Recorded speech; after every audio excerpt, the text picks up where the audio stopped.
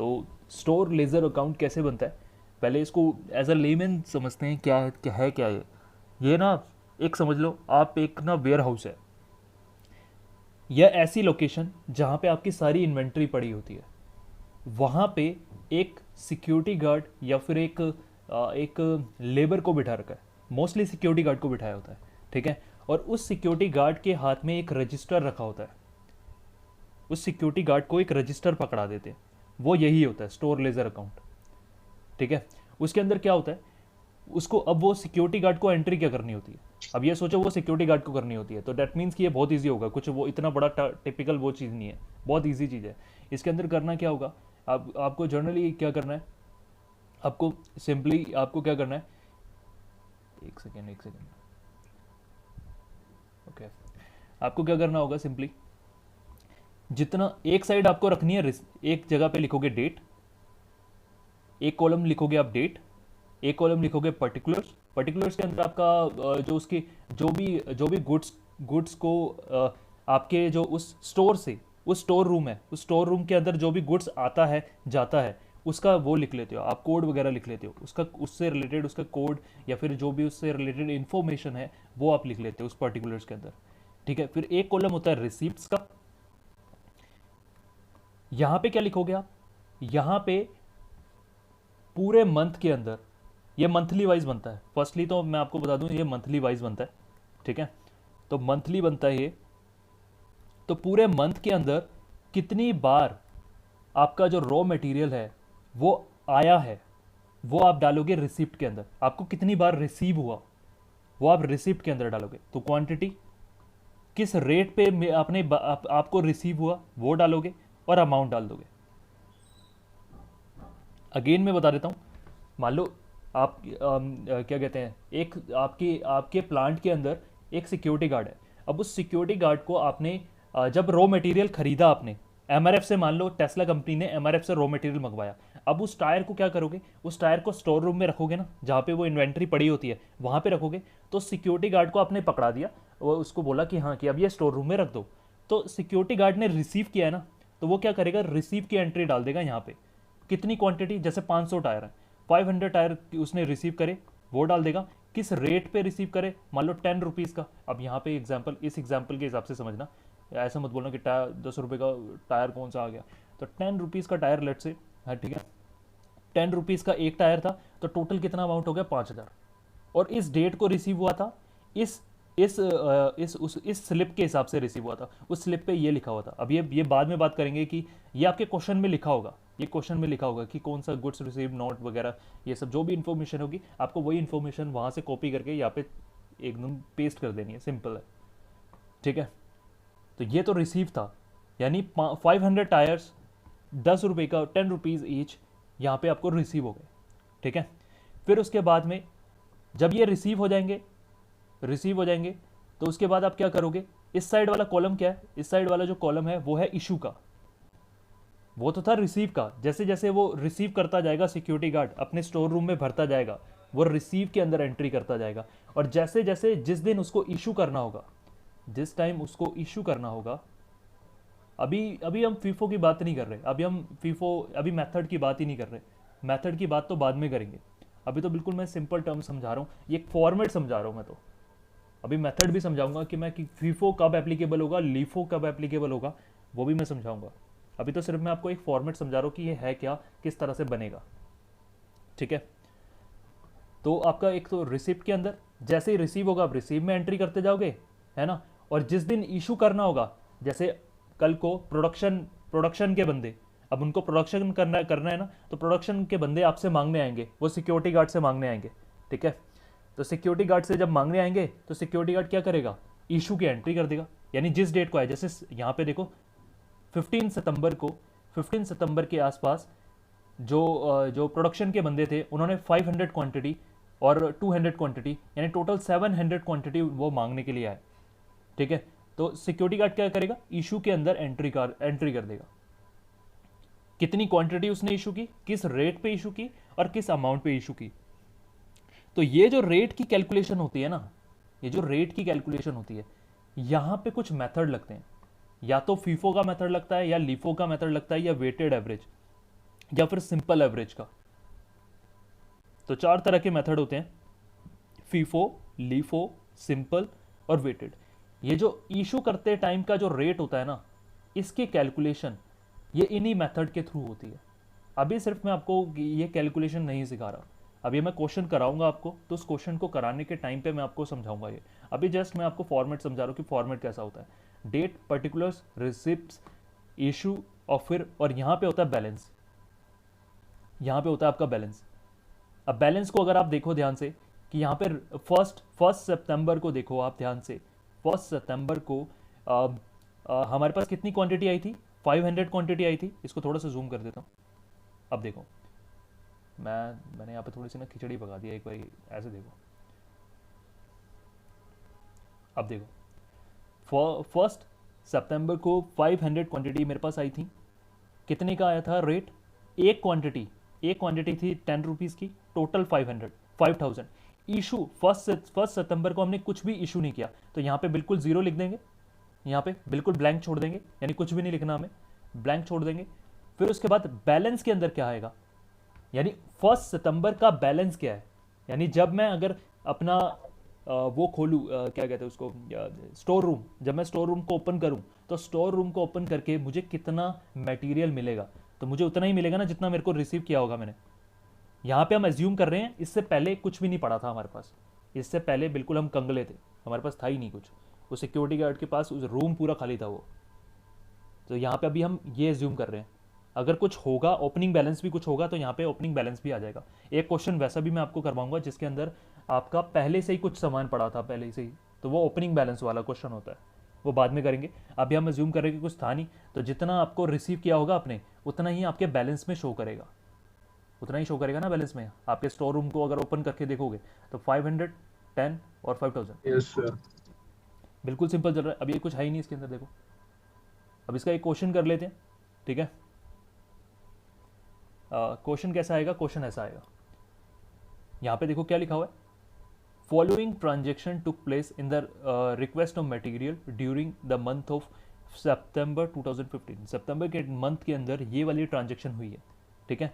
Date दी हुई है यहाँ पे, पर्टिकुलर्स दिए हुए हैं, यानी पर्टिकुलर्स में बताया हुआ है कि ये रिसीव है, ये मतलब इस तारीख को फर्स्ट सितंबर को रिसीव हुआ, फिर 10 सितंबर को भी रिसीव किया गया।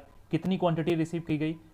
अच्छा पहले क्वेश्चन समझ लेते हैं। सितंबर फर्स्ट को रिसीव किया गया कितनी क्वांटिटी?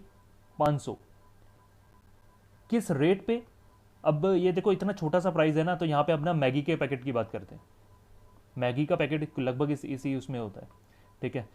तो जब मान लो आपकी कोई कंपनी है, आप ट्रेडर हो, अब मैगी के पैकेट्स को खरीद के बेचते हो, नेस्ले से खरीदते हो, और नेस्ले डायरेक्टली नेस्ले से खरीदते हो।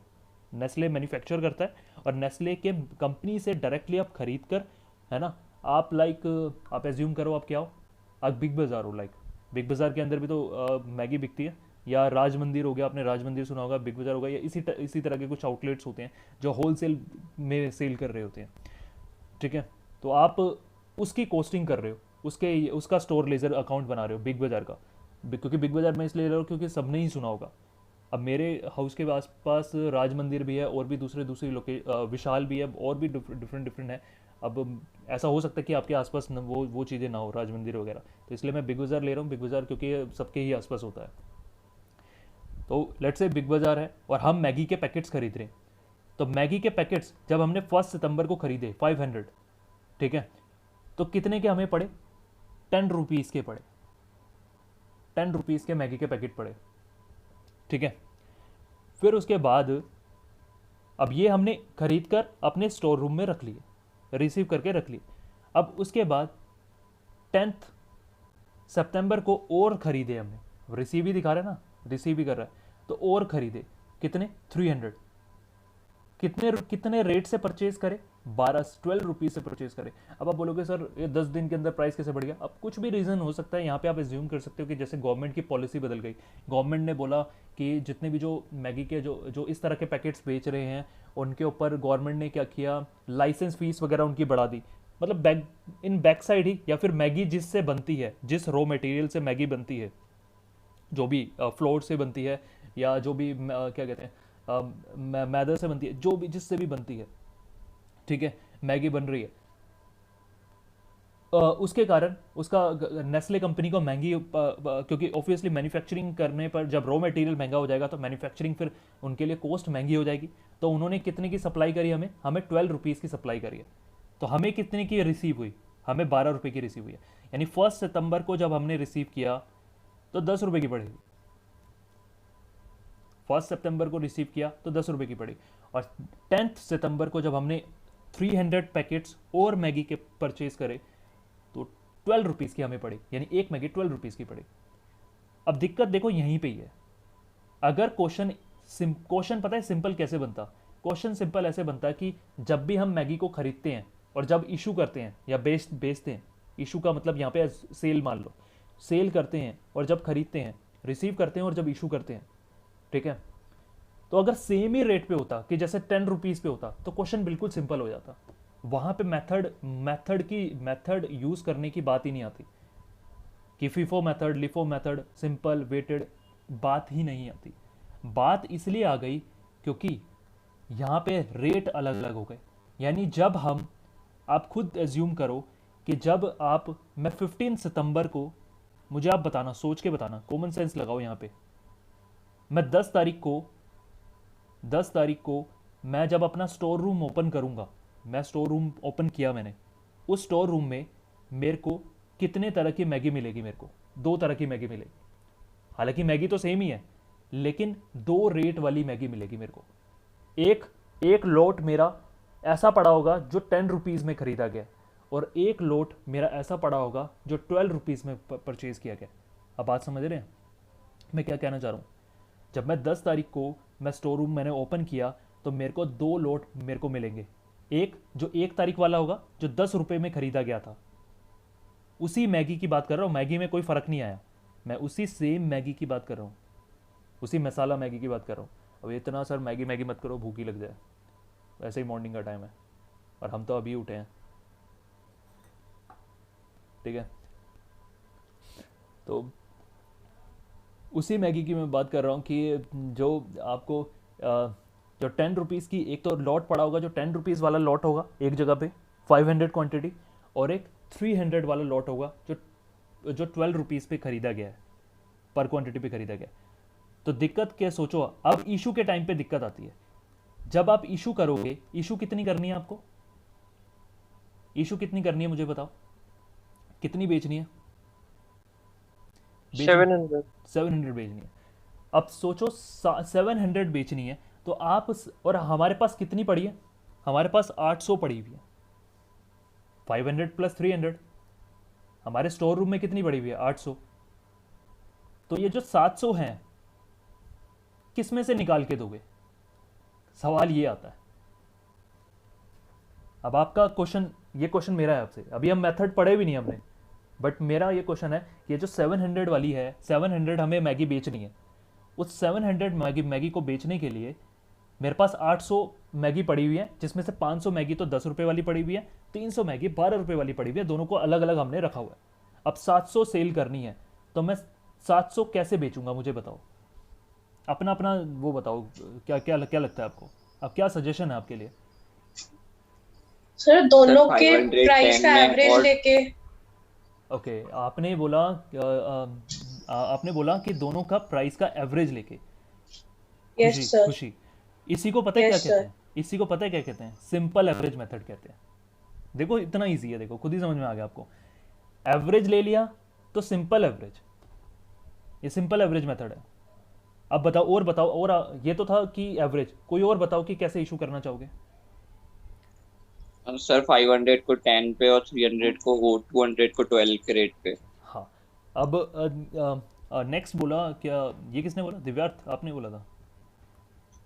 हाँ, यस सर। यस। तो दिव्यार्थ का ये कहना है, और आप में से भी कुछ स्टूडेंट यही कह रहे होंगे कि सर एक काम करो ना, पहले जो खरीदा है ना, पहले ये 500 वाली खरीदी थी, पहले ये 500 वाली, ये जो 500 वाली जो 500 500 क्वांटिटी का जो लॉट पड़ा हुआ है जो पहले खरीदा गया था, उसको पहले निकालो, क्योंकि मैगी है, मैगी हो सकता है एक्सपायर भी हो जाए, तो उसको पहले निकाल दो आप, है ना। और जो बाद वाली खरीदी गई है ना 300, उसमें से 200 निकालनी पड़ेगी क्योंकि टोटल तो 800 पड़ी हुई है ना। देखो ऐसे समझो, ऐसे समझो, मैं आपको समझाता हूँ। देखो तो दिक्कत पता है क्या है, ये क्वेश्चन को ना बहुत सारे स्टूडेंट ने रटने की कोशिश करते हैं, और मैं आपको जिस वे से समझा रहा हूँ ना, मैं आपको लॉजिक समझाने की कोशिश कर रहा हूँ। अगर आपको लॉजिक समझ में आ गया ना, फिर आपको कुछ ये बच्चों वाला ही लगेगा ये बिल्कुल। नहीं तो बहुत सारे स्टूडेंट इसको रटते हैं कि अच्छा ऐसे करते हैं, फीफो मेथड को ऐसे करते हैं, लिफो मेथड को ऐसे करते हैं, एवरेज को ऐसे करते हैं। मैं आपको कॉमन सेंस ही सोचना सिखा रहा हूँ। देखो जब मैंने अपना स्टोर रूम खोला तो इसको स्टोर रूम को खोल के मुझे दो बॉक्स मेरे को दिखाई दिए, ये दो बॉक्स दिखाई दिए, जिसके अंदर एक तो ये 500 क्वांटिटी वाले थे, जिसके अंदर 500 क्वांटिटी थी। ये कितने वाला है? ये 10 रुपये का। इसके अंदर 10 रुपये वाली मैगी, 10 रुपीज़ वाली जो मैगी थी, जो 10 रुपये से खरीदी गई थी, वो पड़ी थी। और एक बॉक्स मुझे दिखाई दिया जिसके अंदर 300 क्वांटिटी पड़ी थी, जिस बॉक्स के अंदर 300 क्वांटिटी पड़ी थी, और यहाँ पे हमने 12 रुपये से खरीदी हुई थी। अब हमें इशू करनी है 700। ये टोटल कितनी हो गई?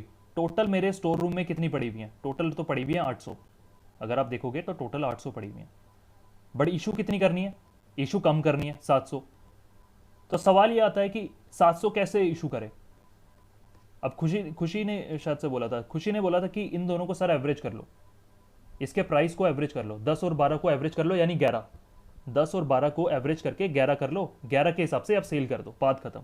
नहीं सर, एवरेज नहीं होगा हाँ, सर, दोनों उसी क्वांटिटी में अपने अपने प्राइस में लगेंगे।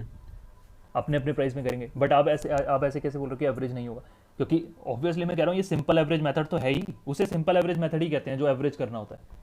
तो ये ऑब्वियसली ये कंपनी की पॉलिसी के ऊपर है कि कंपनी कौन सी पॉलिसी अडॉप्ट कर रही है। अगर कंपनी कह रही है एवरेज कर दो, एवरेज करके बेचो, तो उसे कहते हैं सिंपल एवरेज मेथड। या आप कैसे कह सकते हो? वो तो कंपनी के मैनेजमेंट के ऊपर है ना, वो क्या डिसाइड कर रही है। या आप सिर्फ अपनी सजेशन बोल सकते हो कि हाँ कि सर मेरे को हाँ लगता सर, है कि फीफो में तो सर ऐसे ही होता है ना कि हाँ, मतलब जो प्राइस में आया उसी में जाएगा। हाँ। फीफो में देखो क्या है, फीफो में ये बोला, जब जैसे दिव्यार्थ ने बोला कि एक काम करो सर, ये पहले बॉक्स कौन सा आया? पहले बॉक्स आया ये वाला, मैं रेड कलर से उसको मेंशन कर रहा हूँ। पहले बॉक्स आया ये वाला, ये वाला बॉक्स आया, पहले इसको ख़त्म कर दो, है ना? पहले इसको ख़त्म कर दो, यानी 700 में से जो 500 है वो 10 वाली इशू कर दो। 700 वाली में से जो 500 है वो 10 वाली इशू करो, ठीक है? अब यहाँ पे मैं साइड में लिख रहा हूँ थोड़ा सा, पता नहीं दिख रहा होगा कि नहीं दिख रहा होगा आपको। और फिर उसके बाद, और ये जो 300 वाले जो बॉक्स हैं, 300 वाले बॉक्स में से 200 निकाल लो, यानी पहला वाला जो जो सबसे पहले बॉक्स आया है उसको निकालो, फिर उसके बाद जो वाला जो बॉक्स है उसमें से 12 वाली निकाल दो, यानी लाइन सिर चलो। अब इस लाइन सिर चलने को क्या कहते हैं? FIFO method. ये और कुछ नहीं है, फीफो मेथड है। अब बताओ ये कुछ कुछ है ये क्वेश्चन? कुछ भी नहीं है, इसे ही फीफो मेथड कहते हैं। अब मैं इसको सॉल्यूशन दिखाऊं आपको एक बारी, एक बारी सॉल्यूशन देखना, यहाँ पे समझ में आ जाएगा। ये देखो, ये देखो इशू के उसमें क्या लिखा हुआ है। अब ये सॉल्यूशन देखो एक बारी, दिव्यार्थ आप भी देखना, आपने बताया था ना। देखो 500, 500 वाली 10 निकाल दो, मतलब जो 10 रुपीज़ वाली 500 है वो निकाल दो, और 200 वाली जो 12 रुपये वाली है वो निकाल दो, इशू के उसमें इशू के उसमें लिख दो।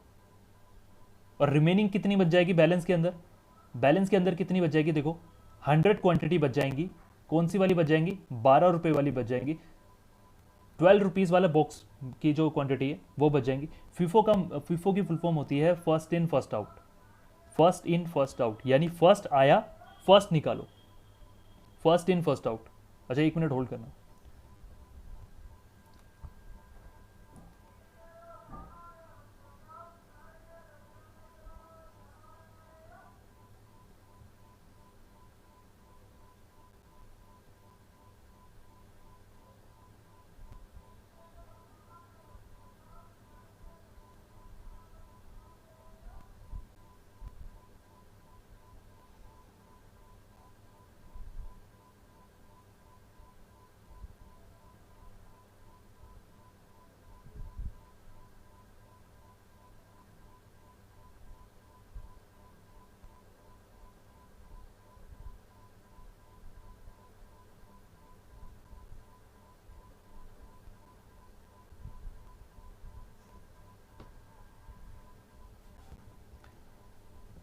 ओके, सो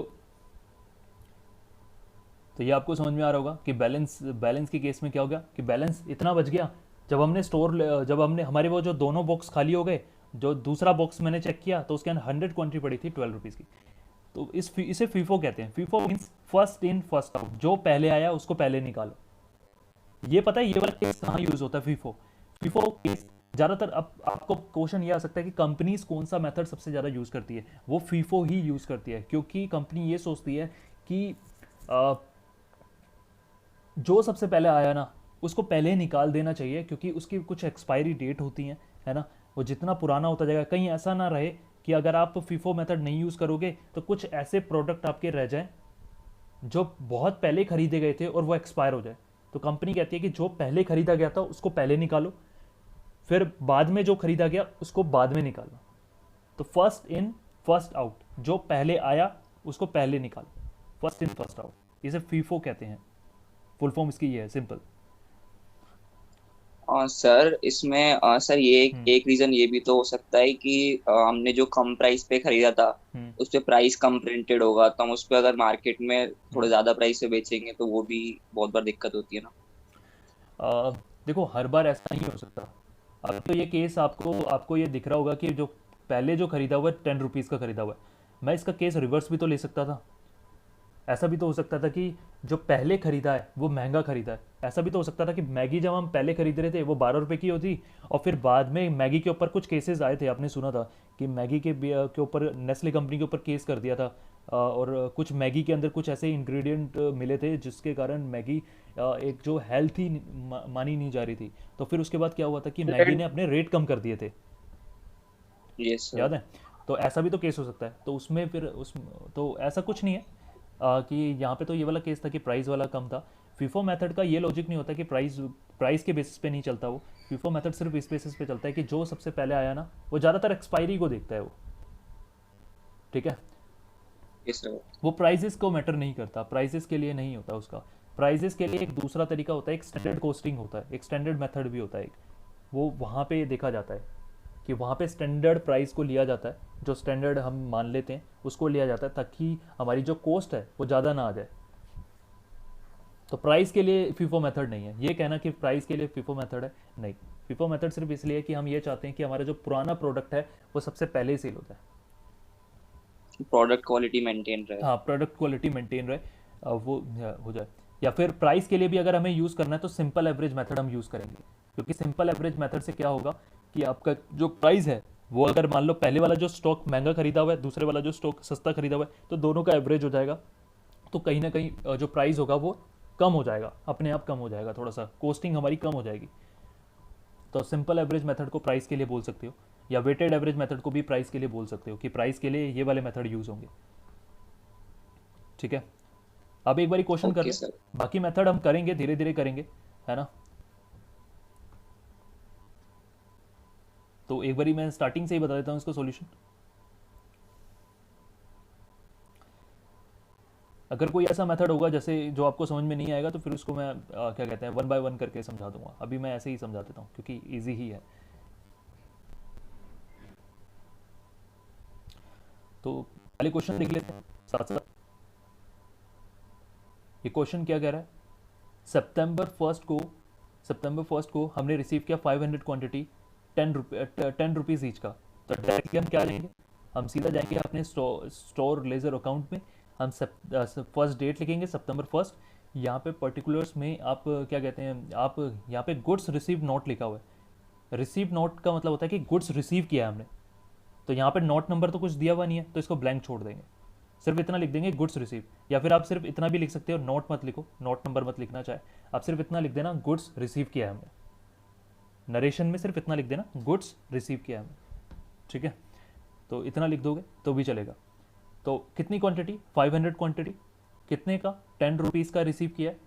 टोटल अमाउंट कितना हो गया? 5000। इशू कुछ भी नहीं किया उस दिन, तो यहाँ पे बिल्कुल ब्लैंक आ जाएगा।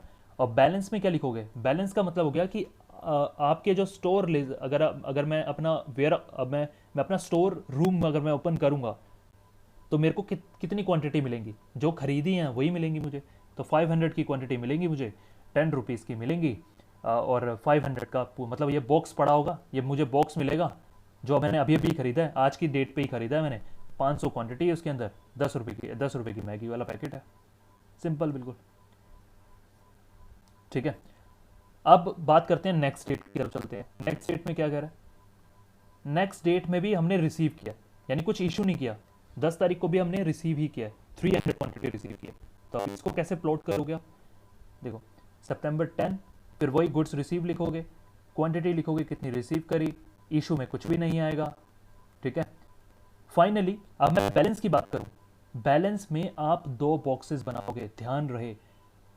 कुछ बुक्स के अंदर मैं आपको बता दूं, कुछ बुक्स के अंदर क्या करते हैं, ये टोटल कर देते हैं, इसका टोटल ही कर देते हैं। जब अगर आप टोटल कर दोगे ना, आप मिक्स कर दोगे, फिर आपको दिक्कत आएगी।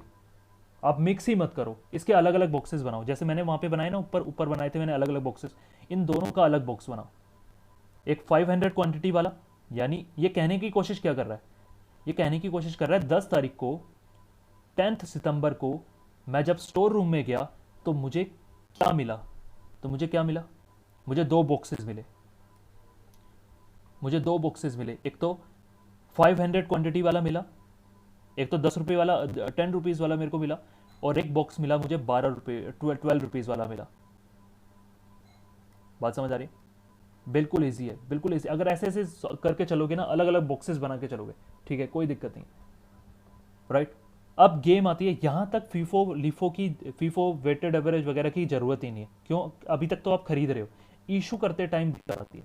अब इशू क्या है, अब सितंबर 15 की देखो, सितंबर 15 को क्या हुआ, हमने 700 क्वांटिटी इशू की है, 700 क्वांटिटी को सेल किया या इशू किया। ठीक है, तो सितंबर 15 क्या रिसीव के अंदर कुछ आएगा, नहीं।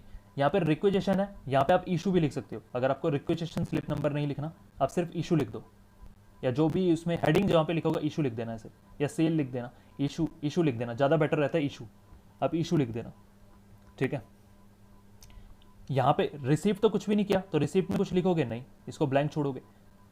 अब इशू करते टाइम जैसा, अब यहां पे क्वेश्चन आता है कि कौन से मेथड यूज कर रहे हो। आपके एग्जाम में वो आपको मेंशन करेगा कि आप कौन से मेथड से करो। अगर कुछ भी मेंशन नहीं कर रखा, सिर्फ इतना बोल रखा है कि स्टोर लेजर अकाउंट बनाओ, तो आप कोई भी मेथड यूज कर लो। ठीक है, तो आप फीफो मेथड ही यूज कर लेना, जो पहला मेथड है ना फीफो, ठीक है, जो सबसे ज्यादा यूज होता है फीफो मेथड, तो आप वही यूज करना। और अगर उसको बोलना होगा स्पेसिफिकली कि वेटेड एवरेज से करो, सिंपल एवरेज से करो, लीफो से करो, फीफो से करो, ठीक है, तो फिर आपको उसी स्पेसिफिक मेथड से करना होगा। तो अभी हम फीफो से करके देख रहे हैं, फिर बाद में लीफो वगैरह से भी करके देखेंगे। आज की क्लास में फीफो से ही समझते हैं। तो फीफो में क्या था, मैंने समझाया फीफो में, और ये ऊपर समझाया था, ये देखो यहाँ पे स्क्रीन पे देखो, फीफो में कैसे समझाया था मैंने ये बोला था कि पहले तो ये फीफो कहता है कि जो सबसे पहले आया उसको निकालो। तो मुझे कितनी निकालनी है, 700 क्वांटिटी निकालनी। 700 में से 500 तो पहले वाले बॉक्सेस में, जो 10 रुपये वाली जो थी वो निकालेंगे, और फिर जो 300 वाले बॉक्स में से हम रिमेनिंग जो 200 हैं वो निकालेंगे। यानी यहाँ से 500 निकाल लेंगे, यहाँ से 200 निकाल लेंगे, तो मेरा पूरा 700 हो जाएगा। तो कितने की इशू करी है मैंने, 500 वाली 10 रुपीज़ की इशू करी, और 200 वाली 12 रुपीज़ की इशू करी। तो क्या यही चीज़ कर रखी है हमने, हाँ बिल्कुल यही चीज़ कर रखी है। तो इशू के टाइम पे भी आप अलग अलग ही दिखाओगे। 500 वाली 10 रुपीज़ की इशू करी, टोटल हो गया 5000। 200 वाली 12 रुपीज़ की इशू करी, कितना हो गया, 2400 हो गया। अब मुझे बताओ बैलेंस क्या हुआ। अब 15 तारीख को आप अपना store at the end of the day आपने जब स्टोर रूम खोला तो आपको कितना मिलेगा, क्या मिलेगा आपको ये 500 वाली तो पूरी की पूरी खत्म हो गई, ये 500 वाली तो पूरा का पूरा इशू हो गया। ये देखो यहाँ पे, मैं यहाँ पे दिखा रहा हूँ आपको, ये 500 वाला तो पूरा का पूरा खत्म हो गया, और इन 300 में से 200 निकल गई, तो कितनी बच गई, 100 क्वांटिटी बच गई। कौन सी, 12 रुपीज़ वाली। तो टोटल कितना आ जाएगा, 1200। अब मैं यहाँ पे वेट कर रहा हूँ, यहाँ तक समझ में आया। बाकी बस वही चीज़ें रिपीट करनी है आपको उसके बाद। Yes sir.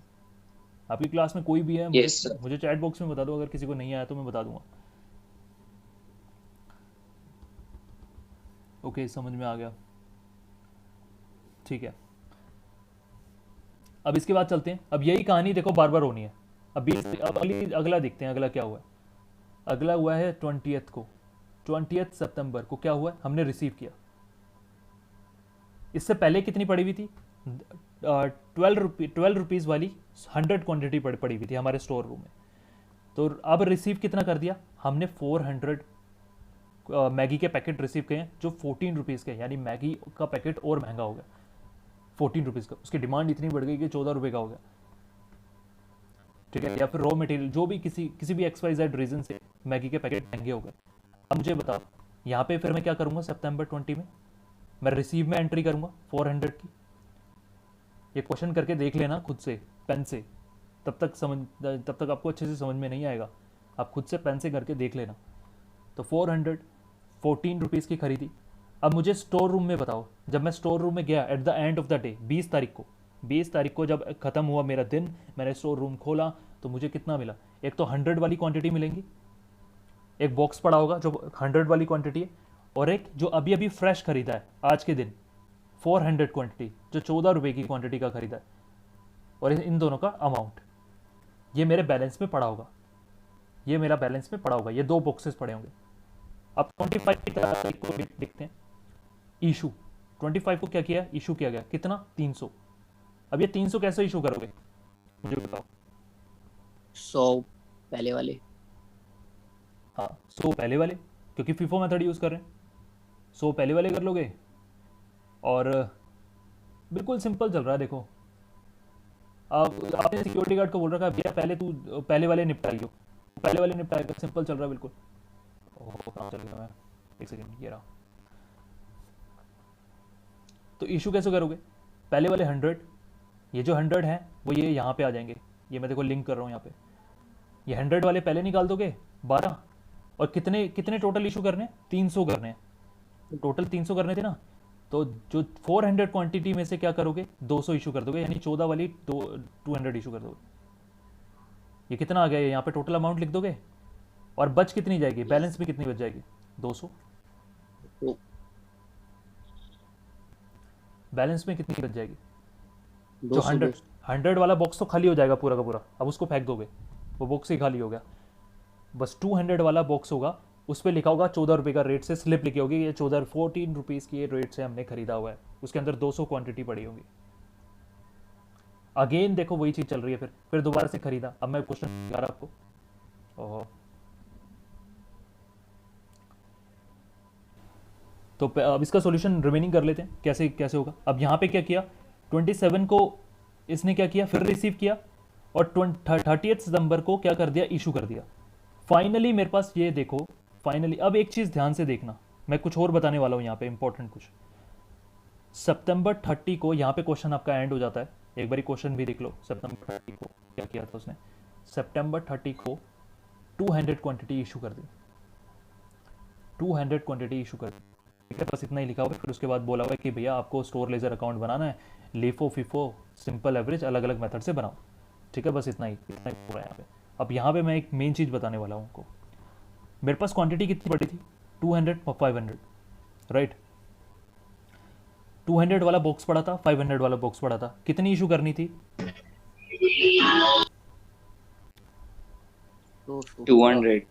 200 इशू करनी थी। तो मेरे पास एंड में कितनी रह जाएंगी, जब मेरा पूरा महीना खत्म हो गया, एंड में कितनी रह जाएंगी आप बताओ। 500 200 इशू कर दी, ठीक है, 500 वाली रह गई, 500 वाली रह गई। कितने रुपीज़ की है, 11 रुपीज़ वाली रह गई। यानी एक 500 वाला बॉक्स मेरा रह गया जो 11 रुपये का था। 11 रुपये की मैगी वाले मैगी पड़ी थी उसके अंदर। इसी को बोलते हैं क्लोजिंग बैलेंस, इसी को बोलते हैं क्लोजिंग बैलेंस। अगर मैं आपसे क्लोजिंग स्टॉक पूछूं, मैं आपसे क्लोजिंग स्टॉक अगर मैं पूछूं तो क्लोजिंग स्टॉक कितना है। अगर मैं स्टॉक पूछूं, स्टॉक तो है 500, और अगर मैं उसकी वैल्यू पूछूं 5500, करेक्ट यहाँ पे। तो क्लोजिंग स्टॉक अगर, अब एमसीक्यू में क्वेश्चन आपका ऐसा आएगा, वो आपसे पूछेगा कि ये क्वेश्चन है, अब इसके अंदर क्लोजिंग स्टॉक आपका कितना है, तो उसके अंदर ऑप्शन दिए होंगे। तो क्लोजिंग स्टॉक तो 500 यूनिट्स हैं, अगर मैं स्टॉक पूछूं तो मेरे पास 500 क्वांटिटी पड़ी हुई है, और अगर मैं वैल्यू पूछूं तो वैल्यू कितनी है, 5500। ये इंपॉर्टेंट चीज है, एमसीक्यू के अंदर ये आपसे पूछ लेगा। बात समझ गए? तो अगर एमसीक्यू अगर बनता है तो इस तरह का बनेगा आपसे, और ये पूछेगा कि क्या कहते हैं। अब ये इतना बड़ा क्वेश्चन नहीं देगा, आप ये सोच रहे होगे कि इतना बड़ा क्वेश्चन दे देगा कि इसके अंदर 3 बार खरीद रहे हैं, 3 बार सप्लाई कर रहे हैं, ऐसा नहीं।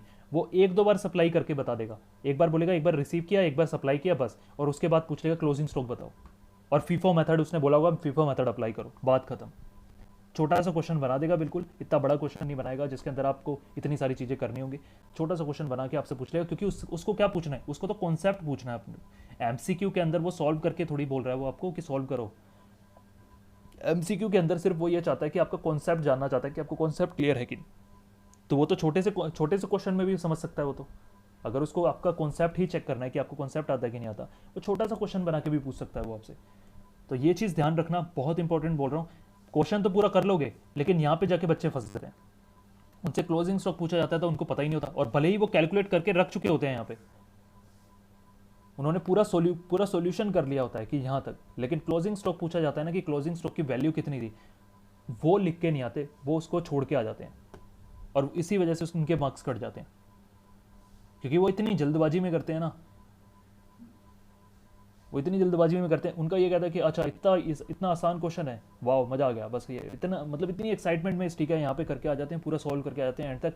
फिर क्वेश्चन में ये भी लिखा होता है कि क्या कहते हैं कि what is the value of closing stock, और वो लिख के नहीं आती, ऐसे आपको लिख के आना पड़ेगा। नीचे देखो यहाँ पे आंसर में, नीचे जैसे इसने लिखा हुआ है ना, क्लोजिंग स्टॉक इतनी क्वांटिटी और 500, इस तरह से। अब मैं आपको बाकी के क्वेश्चन भी दे रहा हूँ, मतलब सेम क्वेश्चन ही आपको लिफो मेथड से भी करना है, एवरेज मेथड से भी करना है, सिंपल एवरेज से भी करना है, और वेटेड एवरेज से भी करना है। ठीक है, लिफो का मतलब होता है कि जो बाद में आया हुआ बॉक्स होगा उसको पहले निकालोगे, उसको पहले खाली करोगे, और जो पहले आया हुआ बॉक्स होगा उसको बाद में, यानी ये उल्टा चलेगा। जो फ्रेश आया, फ्रेश वाले को पहले निकालो, अपोजिट, बिल्कुल अपोजिट ऑफ फीफो। बिल्कुल इजी है, सॉल्यूशन दे रखा है, तो एक बारी बिना देखे कुछ खुद करके देखना, जहां पे अटको सॉल्यूशन देख लेना, जहां पे अटकोगे सॉल्यूशन देख लेना, बट करना खुद है आपको, प्रैक्टिस करना, आपको समझ में आ जाएगा। बिल्कुल रिवर्स है आदर्श, करेक्ट, ईशान करेक्ट। अच्छा, महक की एक क्वेश्चन थी, सर हमने लास्ट स्टेप पर टोटल क्यों नहीं किया? लास्ट स्टेप पे टोटल क्यों नहीं किया? लास्ट स्टेप पे टोटल करते हैं, इन्होंने लिखा है। आप सही कह रहे हो महक, यहाँ पे टोटल यहाँ पे लिख देते हैं, इधर इन्होंने लिखा नहीं है, भूल गए हैं लिखना, आप लिख देना 5500 ऐसे लिख देना, और यही आपका क्लोजिंग स्टॉक का बैलेंस है बेसिकली, राइट।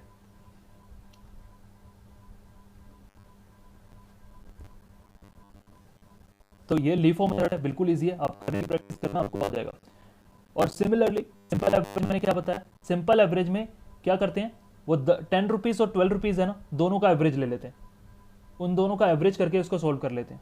जैसे मैंने बोला ना कि 11 रुपये, 10 और 12 रुपीज़ का एवरेज क्या होगा, 11, तो 11 रुपये में इशू करेंगे, बात खत्म, लड़ाई झगड़ा ही खत्म कि कौन से डब्बे से पहले निकालना है, हमें कोई मतलब ही नहीं है, समझ रहे हो, बिल्कुल ईजी हो गया अब ये तो, लड़ाई झगड़ा ही खत्म कि कौन सा डब्बे से पहले निकालना है, सिंपल सी बात है, उन दोनों का एवरेज कर लो और किसी भी डब्बे से निकालते रहो, बात ही खत्म, कोई फर्क नहीं पड़ता कहाँ से निकाल रहे हो, सिर्फ एवरेज करते जाओ। जो जो डब्बा नया आ रहा है उस नए डब्बे का एवरेज कर दो। जैसे मान लो कल को फिर 14 रुपये का भी खरीदोगे तो इससे पहले की जितनी क्वांटिटी होंगी उस दूसरे की क्वांटिटी को, दोनों का टोटल करो, एवरेज करो, उतने में बेचो, बात खत्म। ये क्वेश्चन करके देख लेना। फिर वेटेड एवरेज भी है, वेटेड एवरेज में क्या होता है कि आप क्वांटिटीज वगैरह को भी मल्टीप्लाई करते हो। वेटेड एवरेज में कैसे निकालते हो, वेटेड एवरेज में आप ऐसे निकालोगे, 500 वाली 10 हैं, 500 वाली 10 हैं और 300 वाली 12 हैं, इन दोनों को गुना करोगे, मतलब इन दोनों को गुना करके आपस में जोड़ोगे, फिर नीचे से डिवाइड करोगे उतनी क्वांटिटी से, तो आपका इस तरह से आएगा। यहाँ पे कैलकुलेशन दे रखी है, कैसे कैलकुलेशन, एक बारी करके देखना वेटेड एवरेज भी, अगर नहीं आए तो नेक्स्ट क्लास में आप मेरे से पूछोगे। ये बहुत ईजी है, मैं इसके बाद कोई इससे अच्छा क्वेश्चन मैं कराना चाह रहा हूँ। मैं चाह रहा हूँ कि कोई इससे ज़्यादा टफ क्वेश्चन, इसके अंदर कुछ एडजस्टमेंट वगैरह डाल के वो वाला क्वेश्चन मैं करा दूँ। तो मैं एक्सपेक्ट कर रहा हूँ आपसे कि ये तीनों जो मेथड हैं वो आपके हो जाएंगे, खुद आप कर सकते हो, आप करके देखना, नहीं आएगा तो मुझे बताना, राइट। ये तीनों मेथड है। Sir in every method answer will come different, yes, हर एक मेथड के अंदर आपका आंसर डिफरेंट आएगा, सेम नहीं आएगा, ये चीज़ ध्यान रखना, ठीक है। तो यहाँ पे देखो क्लोजिंग स्टॉक कितने का आ रहा था, 5700 का, वहाँ पे ऊपर कितने का आ रहा था, 5500। क्लोजिंग स्टॉक आपका डिफरेंट आएगा, हर एक मेथड के अंदर आपका डिफरेंट आएगा। जरूरी नहीं है, ऐसा भी हो सकता है अब किसी और मेथड के अंदर जैसे ऐसा हो सकता है वेटेड एवरेज के अंदर भी 5500 ही आ जाए, तो फिर आप मेरे पीछे मत पड़ जाना, सर आपने तो कहा था डिफरेंट आएगा। अरे आई मीन डिफरेंट आ सकता है, ऐसा नहीं है कि अगर नहीं आ रहा तो अब नहीं आ रहा ना, ऐसा कोई कंपल्शन नहीं है कि बिल्कुल डिट्टो ही आएगा, सेम आंसर आएगा, क्योंकि मेथड चेंज हो गया तो ऑब्वियसली उसका आंसर भी डिफरेंट आएगा। तो आप ट्राई करना, ये चारों क्वेश्चन करके देखना। 36 पेज नंबर है आपका, ठीक है। ये पीडीएफ मैंने सेंड कर रखी है, आपका ये होमवर्क है, कल मुझे बताना कि कितने हुए आपके पार्ट, फिर जो नहीं होगा वही मैं समझाऊंगा क्लास के अंदर, और फिर उसके बाद अगर आपके हो जाएंगे तो फिर मैं एक अच्छा सा क्वेश्चन ले लूँगा, मैं चाह रहा हूँ कि एक अच्छा सा क्वेश्चन ले लें, राइट। तो आज की क्लास फिर हम यहीं वाइंड अप कर सकते हैं। दिव्यार्थ आप मुझे अटेंडेंस शेयर कर दो, शेयर कर दिया सर, कर दिए मैंने शेयर। हाँ ठीक है, मेरे को मिल गई, ठीक है। तो आई होप आपको कोई डाउट नहीं होगा, एक सिंपल सा क्वेश्चन था ये। तो आज की क्लास को फिर हम यहीं पे वाइंड अप करते हैं।